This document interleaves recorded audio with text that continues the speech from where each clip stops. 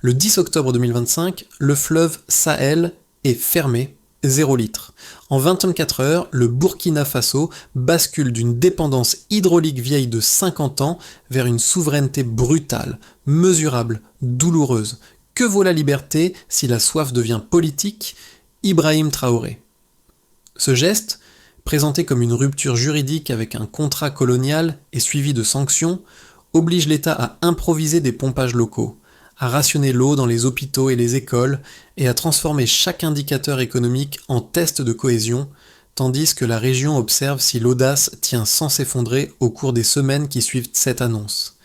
Cette analyse promet une chose précise: comprendre ce que la fermeture du fleuve Sahel change réellement, au-delà du symbole, dans l'économie, l'État et la vie quotidienne. L'enjeu pour le public est clair: distinguer un geste de rupture performative d'un basculement structurel capable de durer malgré les pénuries et les sanctions. D'un côté, la décision d'Ibrahim Traoré rompt avec un système hérité, juridiquement contraignant, qui liait l'eau, les données et les infrastructures à des intérêts extérieurs. De l'autre, elle expose un pays enclavé à des risques immédiats: raréfaction de l'eau, tensions sur l'électricité, gel des financements et isolement diplomatique. Le pari est donc double: réussir techniquement en reconstruisant des capacités locales de pompage et de gestion, tenir politiquement en transformant la contrainte en consentement collectif. Si cette transition échoue, elle confortera l'idée que la dépendance est un moindre mal. Si elle tient, elle redéfinira la notion même de souveraineté opérationnelle dans le Sahel. La question n'est pas morale, mais fonctionnelle. Ce modèle peut-il fonctionner sans s'effondrer? Voici une mini-révélation. Le choc n'est pas né d'une improvisation, mais d'un document oublié, un contrat colonial signé en 1947, lié pour 99 ans la gestion hydraulique du Burkina Faso à une société européenne jusque dans les données de pluie et les droits de pompage. Cette découverte change la lecture du geste. Ce que beaucoup interprétaient comme une décision radicale et isolée s'inscrit en réalité dans une rupture juridique préparée, lente, méthodique. Lorsque Ibrahim Traoré prend connaissance des clauses, il comprend que le contrôle de l'eau dépasse la technique. Il touche au droit, à la souveraineté et à la capacité même de décider. Fermer le fleuve Sahel ne signifie donc pas couper une ressource naturelle, mais désactiver un système de dépendance contractuelle invisible. Le contexte éclaire l'ampleur du pari.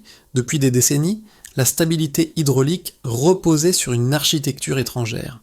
Barrages supervisés de l'extérieur, stations de pompage sous assistance, données stratégiques hébergées hors du pays. Cette organisation offrait une continuité, mais elle neutralisait l'autonomie. En renonçant à cette protection, l'État accepte d'exposer ses fragilités techniques au grand jour. La fermeture du fleuve agit alors comme un révélateur. En quelques heures, chaque robinet devient un indicateur politique. Chaque panne électrique rappelle le lien entre eau et énergie. Les files d'attente, les coupures et le rationnement traduisent une réalité brute. La souveraineté a un coût immédiat. Mais ce coût est désormais visible, mesurable, débattu publiquement et non plus dissimulé derrière des mécanismes techniques opaques. C'est ici que la trajectoire d'Ibrahim Traoré se redéfinit. Jusque-là perçu comme prudent, il endosse un rôle différent, celui d'un dirigeant qui accepte l'instabilité temporaire pour tester une capacité collective à apprendre sous contrainte. Le pays entre ainsi dans une phase nouvelle, où l'eau cesse d'être un flux garanti pour devenir un enjeu politique total, et où la question centrale n'est plus pourquoi rompre, mais combien de temps tenir. Dans les jours qui suivent la fermeture du fleuve Sahel, l'attention se déplace des discours vers l'exécution. Autour d'Ibrahim Traoré, une cellule technique restreinte se réunit en continu au ministère des Ressources. Ingénieurs, hydrologues et officiers travaillent sous contrainte de temps, sans assistance extérieure, avec une consigne simple: faire tenir le système. C'est dans ce cadre qu'émerge un personnage discret, le capitaine Kaboré, ingénieur formé à Bobo-Dioulasso, chargé de remettre en service des stations locales abandonnées depuis des années. En 2 semaines, une dizaine de pompes sont réactivées. Dans les villages riverains, les habitants découvrent qu'ils peuvent gérer l'approvisionnement sans superviseur étranger. L'effet est immédiat, mais fragile. Les coupures d'électricité réduisent la pression, les files d'attente s'allongent et la moindre panne devient visible. L'État doit arbitrer chaque heure entre hôpitaux, écoles et irrigation, exposant une réalité longtemps amortie par des dispositifs techniques externes. Ces impacts précoces redessinent la perception du pouvoir. Là où les experts étrangers parlent de crise systémique, une partie de la population perçoit une reprise de contrôle, imparfaite mais tangible. Des comités locaux se forment spontanément pour organiser la distribution. Les affiches à l'effigie d'Ibrahim Traoré apparaissent dans les rues, non comme une célébration triomphale, mais comme un marqueur d'adhésion au risque assumé. Pourtant, l'équilibre reste précaire. Les sanctions financières commencent à produire leurs effets, les partenaires techniques se retirent, et les indicateurs économiques se dégradent. Ce contraste structure la séquence. Un État sous pression maximale, une société mobilisée, et une transition qui tient davantage par l'apprentissage collectif que par la performance immédiate. En clair, la souveraineté commence ici, dans l'improvisation contrôlée.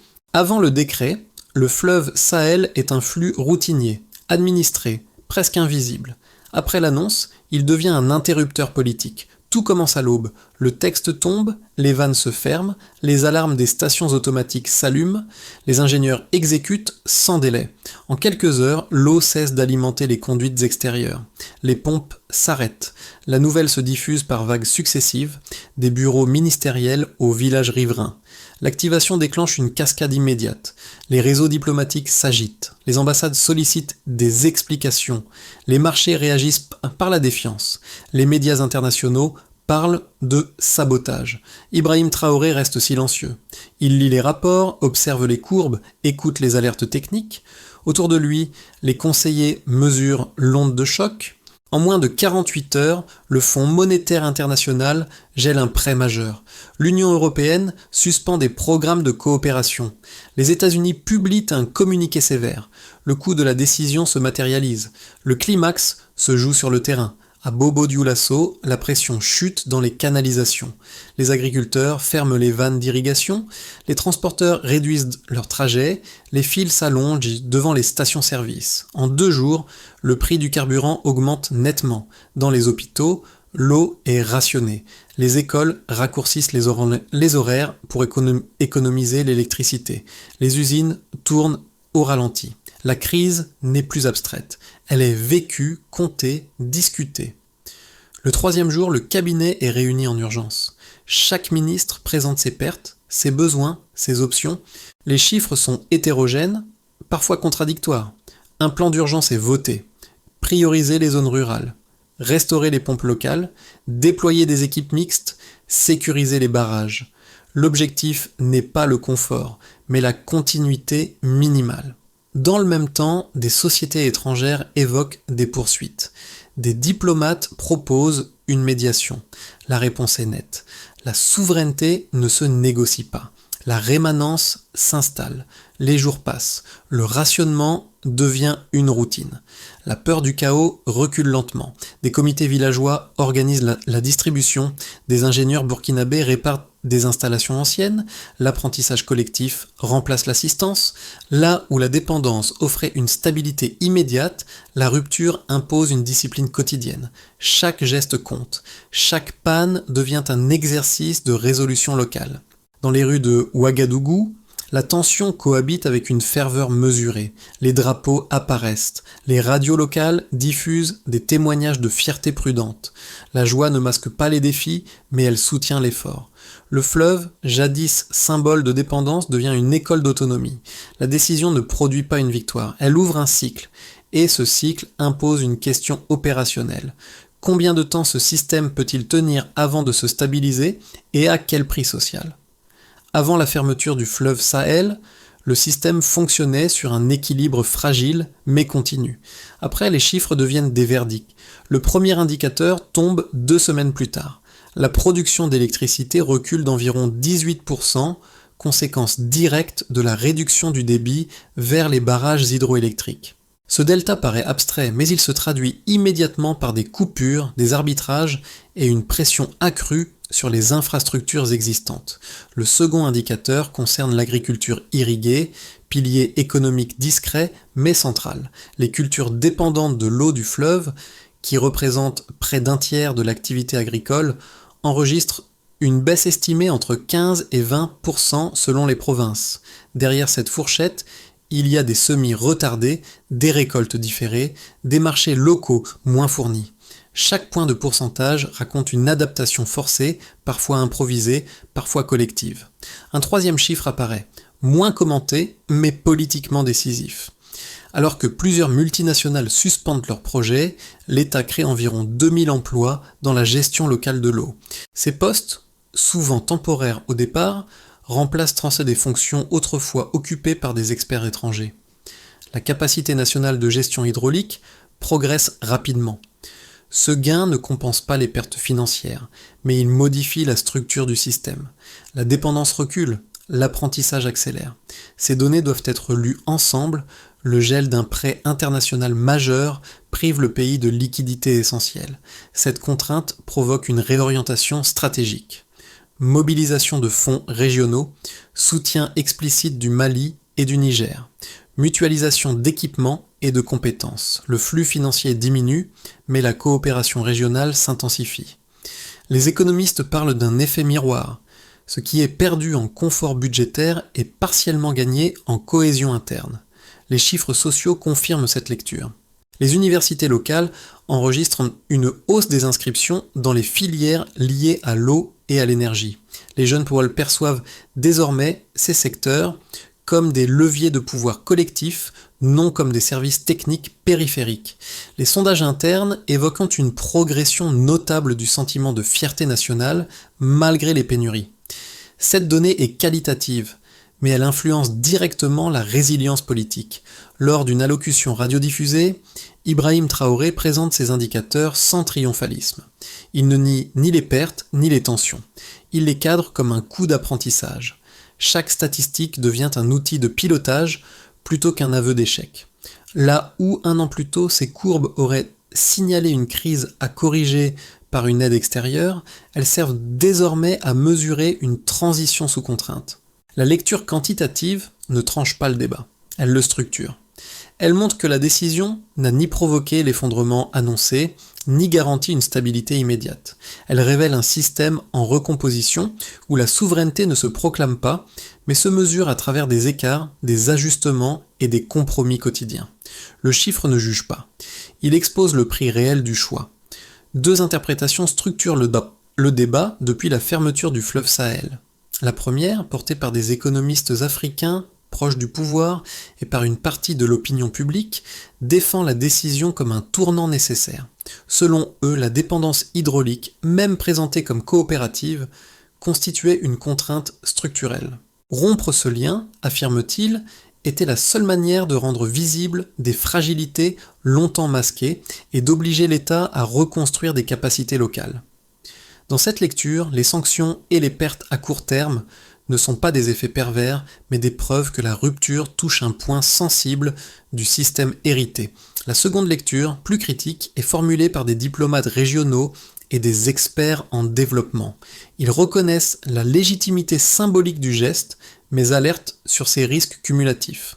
Fermer le fleuve, disent-ils, revient à rompre brutalement des chaînes d'approvisionnement dans un pays enclavé, dépendant de flux énergétiques et financiers extérieurs. Sans infrastructure robuste préexistante, l'autonomie proclamée pourrait se transformer en isolement. Dans ce scénario, la souveraineté deviendrait une austérité subie, difficile à soutenir socialement et politiquement coûteuse. Ces deux thèses ne sont pas incompatibles. Elles décrivent des horizons temporels différents. À court terme, les chiffres confirment la critique. Contraction de l'activité, tension sur l'énergie, gel des investissements. À moyen terme, certains indicateurs soutiennent l'argument inverse. Montée en compétences locales, réorganisation administrative plus réactive, coopération régionale renforcée. Les projections évoquent une compensation progressive des pertes si les capacités internes continuent de croître. C'est ici que la réponse stratégique se dessine. Ibrahim Traoré ne rejette pas la critique, il l'intègre. En interne, les équipes suivent quotidiennement les indices macroéconomiques, conscient que l'apprentissage a un coût mesurable.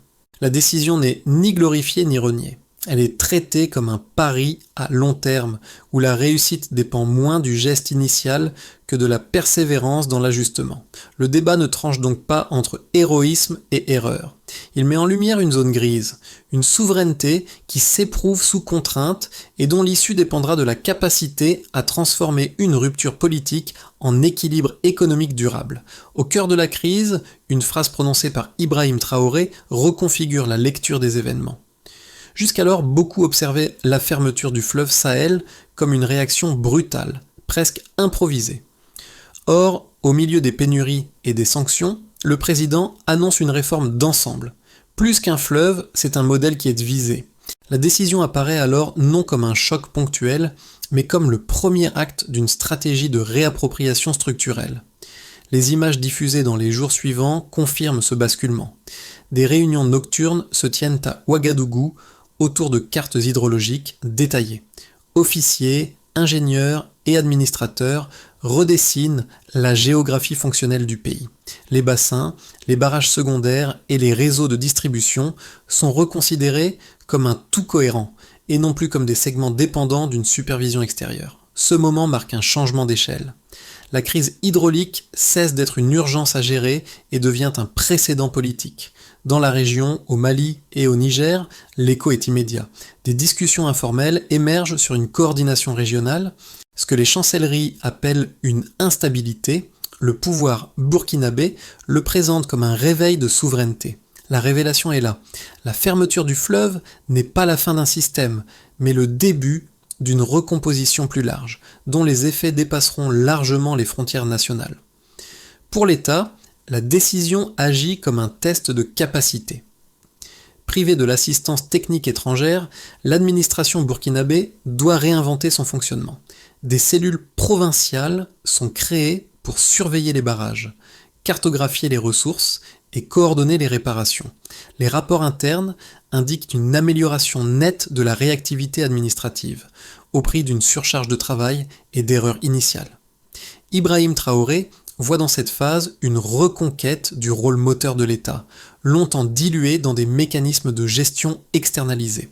Du côté des entreprises, le choc est différencié. Les groupes étrangers se retirent ou suspendent leurs activités, jugeant l'environnement trop incertain. A l'inverse, des structures locales émergent pour combler les vides. Des coopératives agricoles réinvestissent les zones riveraines, adoptant des solutions de pompage solaire financées par des capitaux nationaux. La production redémarre progressivement sans retrouver immédiatement son niveau antérieur. Le marché se contracte, mais il se recompose autour d'acteurs plus ancrés localement. Pour la population, la transformation est quotidienne et tangible. Les coupures d'eau rythment encore les journées, mais leur signification change. L'eau n'est plus perçue comme un service garanti, mais comme une ressource à gérer collectivement. Dans plusieurs villages, des comités de distribution instaurent des quotas équitables. Les femmes, principales responsables de l'approvisionnement domestique, acquièrent un rôle politique accru dans ces instances locales.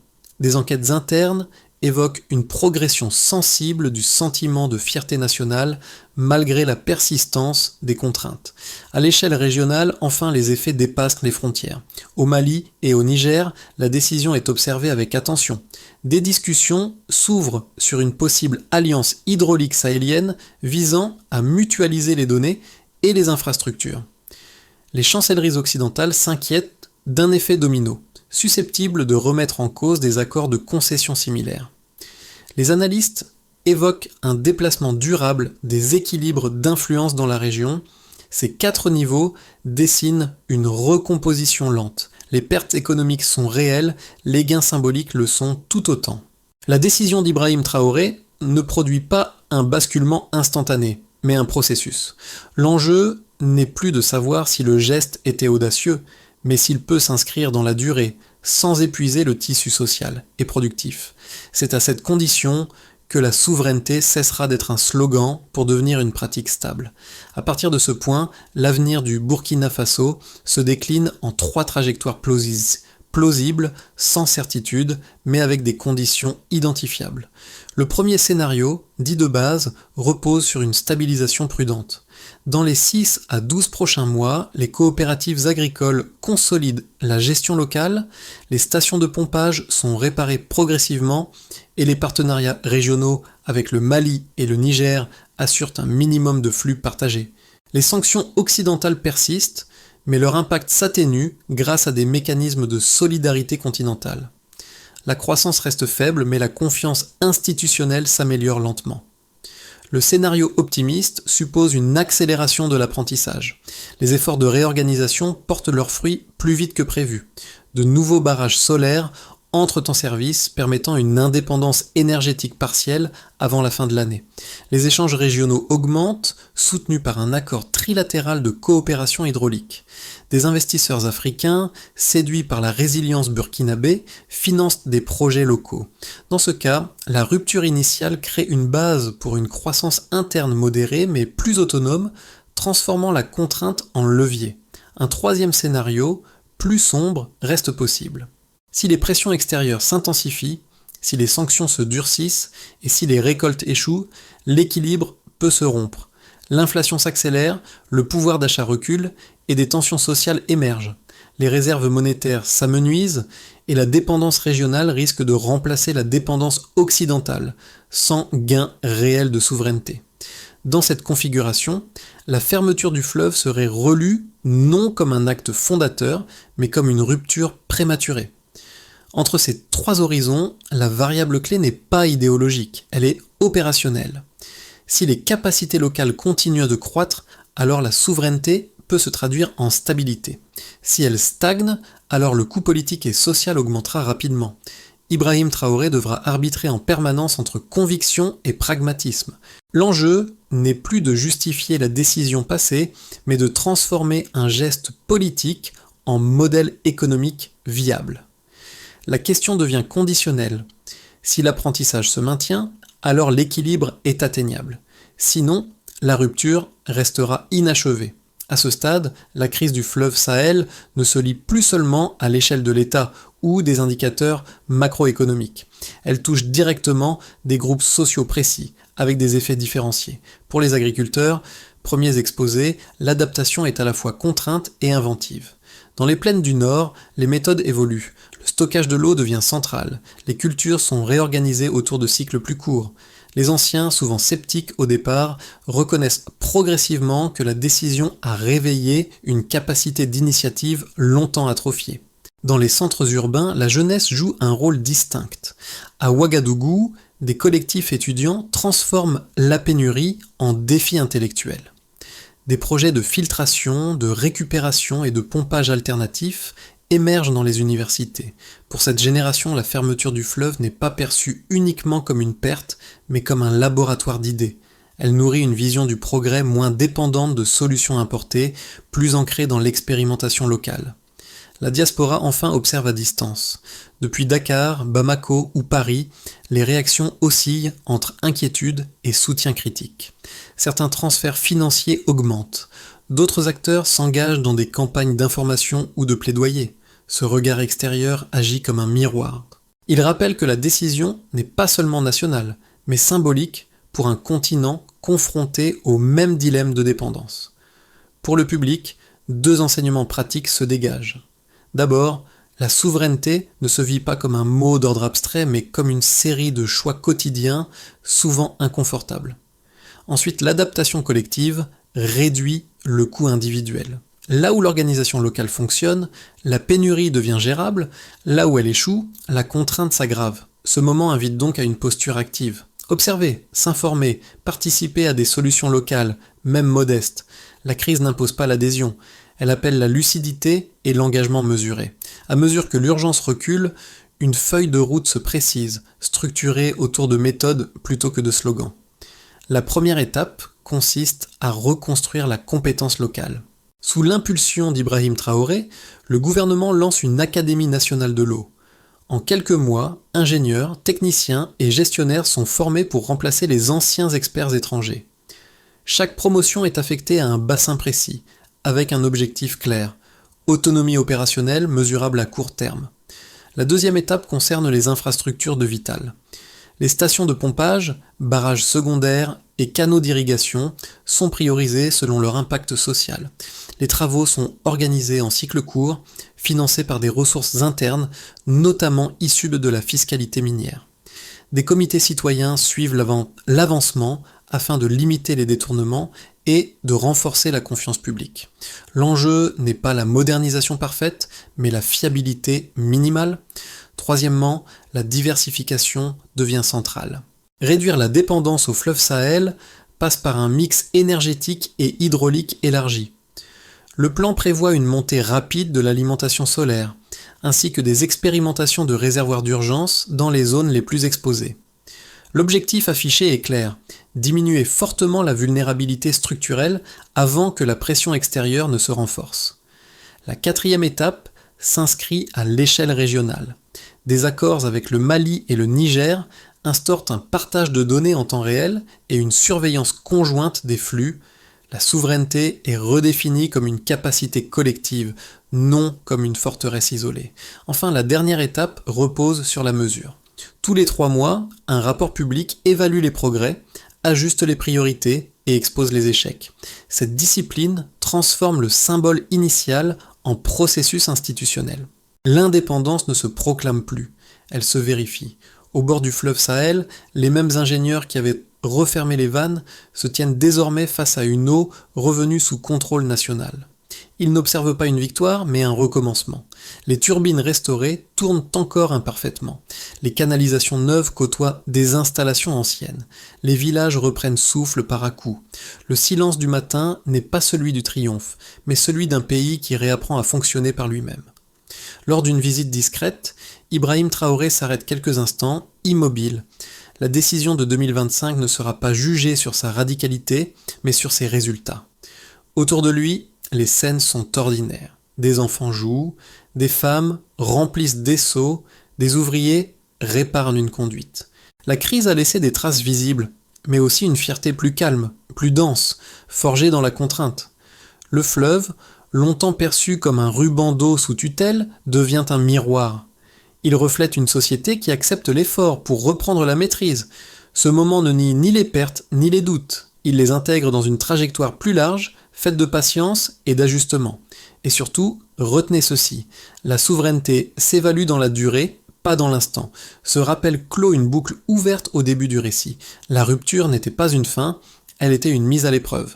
L'histoire du fleuve Sahel ne s'arrête pas à une décision nationale. Elle s'étend comme une métaphore pour d'autres pays confrontés aux mêmes arbitrages entre confort immédiat et maîtrise à long terme. Ce qui s'est joué au Burkina Faso dépasse la politique hydraulique. Cela interroge la manière dont une société choisit de reprendre la main sur ses ressources, ses données et ses priorités, sans se couper du monde. Ce moment invite à une lecture moins binaire. Rompre ou coopérer n'est pas l'alternative centrale. La question est plutôt celle des conditions. Comment décider sans dépendre? Comment coopérer sans se dissoudre?